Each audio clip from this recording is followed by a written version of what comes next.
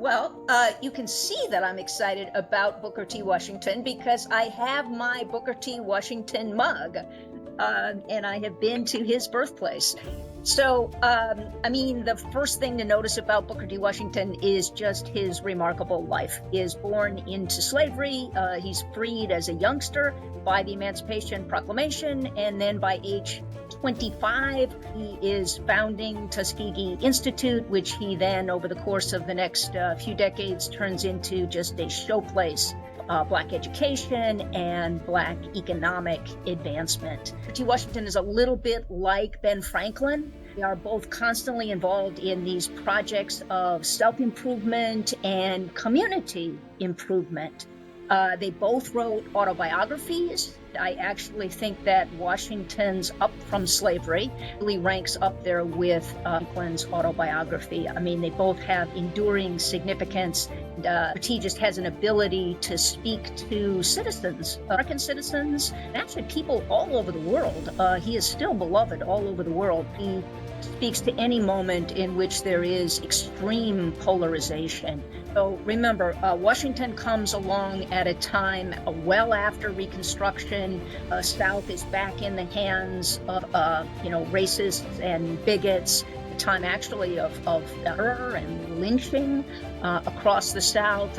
Segregation is becoming enshrined in the law. Disfranchisement has been complete. By 1890, when Washington comes on the scene, the vote for blacks has basically disappeared despite the 15th Amendment. So, a lot of times people say that Washington, was really just concerned with, sort of Black uplift, Black education, Black economic advancement.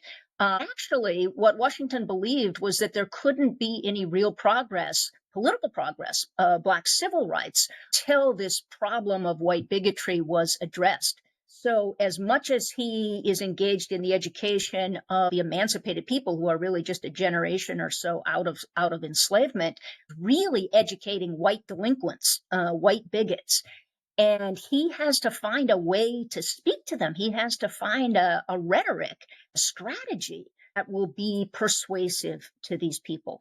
What's maybe most remarkable about him is his statesmanship, the fact that he is building bridges between whites and blacks and actually trying to encourage sort of, bonds of affection between blacks and whites. And he believes actually that is the precondition for constitutional liberty, for acquisition of full equality, full civil rights. Yeah, I guess it is this element of statesmanship that makes him relevant to our current moment. We still are not, the legacy of slavery is not behind us. T. Washington is focused in a way on reinvigorating that union. He's trying to achieve both racial and sectional reconciliation after the Civil War. Seems to be always speaking just very simply, just straightforward and simple. He's good at kind of anecdotes and working in sort of metaphors and stories. I think that simplicity is a little deceptive, that actually he's extraordinarily sophisticated.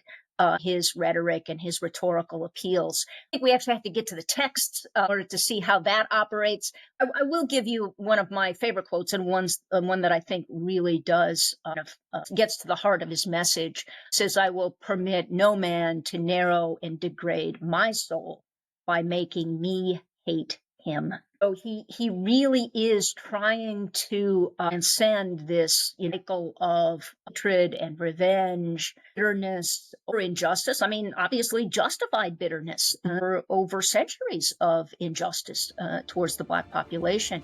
But Washington believed that for the sake of one's own soul, one had to transcend that. And in a way, he's bringing Black Americans to that position, and he believes that if they lead the way in that they will be able to redeem white Americans as well. So his mission is a very bold and audacious one, actually.